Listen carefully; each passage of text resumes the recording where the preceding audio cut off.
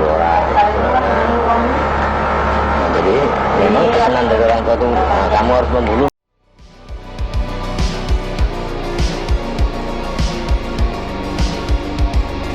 Moshi guys, welcome to Overthinker. Thanks guys for coming. You guys wanna know something? Why don't you subscribe to Overthinker? Aku rasa ramai di antara kita ni tergolong dalam masyarakat yang percaya serba sedikit tentang ilmu kedukunan, ataupun lagi sedap kalau kita panggil ilmu alam gaib. Anak dia diganggu oleh jin yang syaitan. Tempat kerja dan mana mengganggu ada berhampiri. Dukun, atau dekat Malaysia yang kita boleh panggil sebagai bomo, sampai sekarang masih ada yang bergantung nasib dengan golongan yang macam ni. Walaupun zaman mengejar cita-cita tu dah moden, masih ada lagi yang percaya amalan tradisional yang boleh disifatkan sebagai kuno dan konservatif. Tapi entah kenapa masih ada lagi yang sanggup menggunakan cara macam ni untuk cepat kaya, untuk bertuah, untung dalam perniagaan, dan juga usaha untuk mendapatkan perhatian seseorang. Perbuatan bomo ni dikaitkan dengan ilmu hitam. Setiap niat yang ditunaikan haruslah menepati pengerasnya. Servis haruslah menepati bayarannya. Tapi guys, macam mana pula kalau mangsa yang sepatutnya datang tu niatnya cuma untuk berubat ataupun untuk mendapatkan apa yang dia nak, sebaliknya dipilih menjadi mangsa? Jadi hari ni kita akan bercakap tentang Dukun Ahmad Suraji, dukun pembunuh gila yang bunuh 42 orang perempuan dan minum air liur mangsa dia.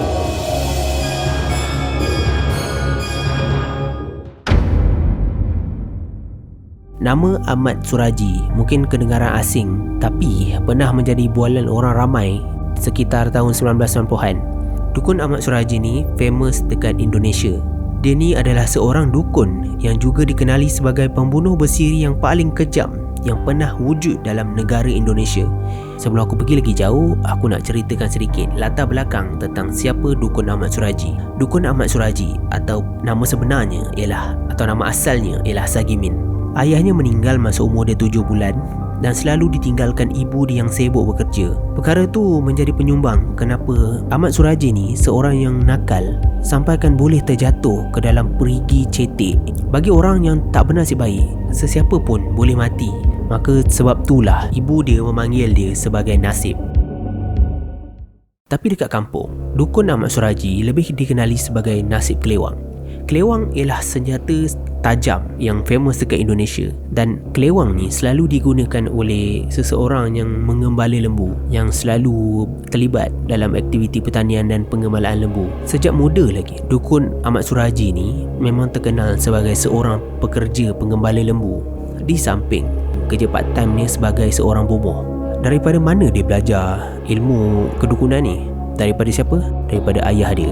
Kalau mungkin aku terlepas tadi, aku nak ingatkan balik kat korang. Ayah dia dah meninggal masa umur dia 7 bulan. Yes, that is the question. Macam mana ayah dia boleh ajar dia untuk menjadi seorang bomoh?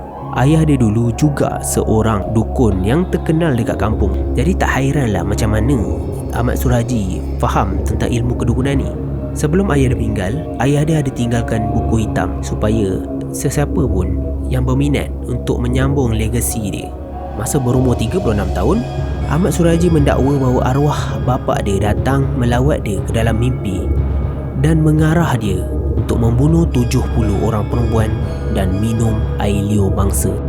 Cara ni cara untuk melengkapkan kuasa kebal yang sepatutnya ada pada Dukun Ahmad Suraji. Kalau kau nak kebalkan ilmu hitam kau minum air liur mangsa kau. Tapi sebelum tu kau kena bunuh dia orang dulu. Jadi bermulalah kegilaan seorang dukun gila yang membunuh mangsa dia dan minum air liur. Kehidupan Ahmad Suraji ni pelik, mengundang pelbagai kontroversi. Dukun Suraji membuat asas peraturan dia sendiri. Peraturan tu semuanya mengikut nafsu dan akal logiknya. Ahmad Suraji berkahwin dengan 3 orang isteri, di mana semuanya saudara bernama Tumini, Tuminah dan Ngatiah. Kalau korang nak tahu, ketiga-tiga isteri dia adalah adik-beradik kandung.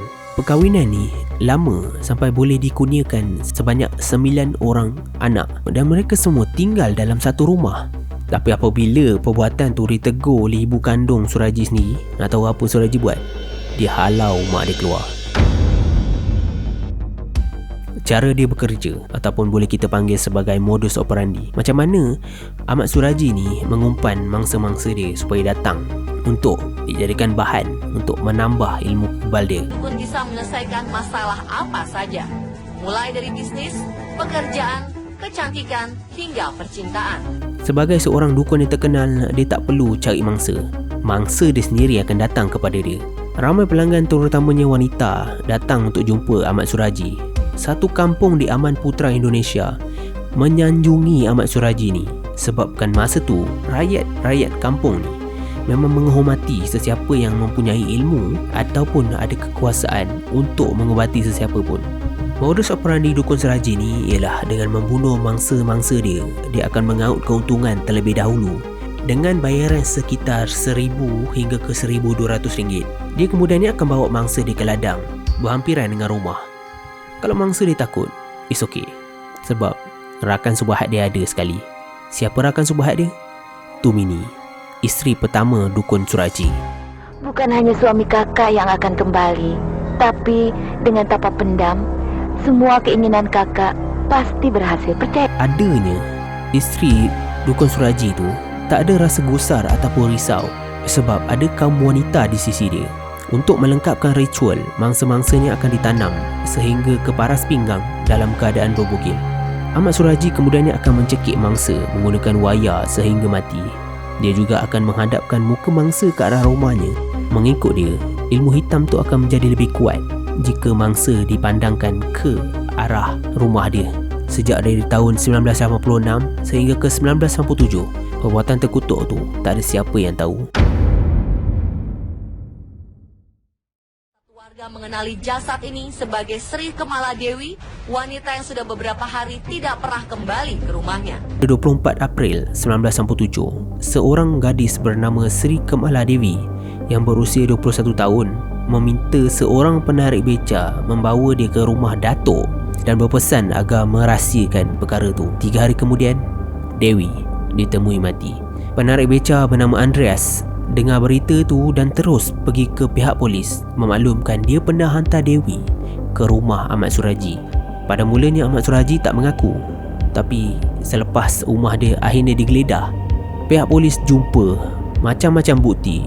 Oleh polisi, mereka menggeledah rumah dan perkarangan dukun AS dan menemukan sejumlah barang yang dicurigai bukan milik dari keluarga dukun tersebut.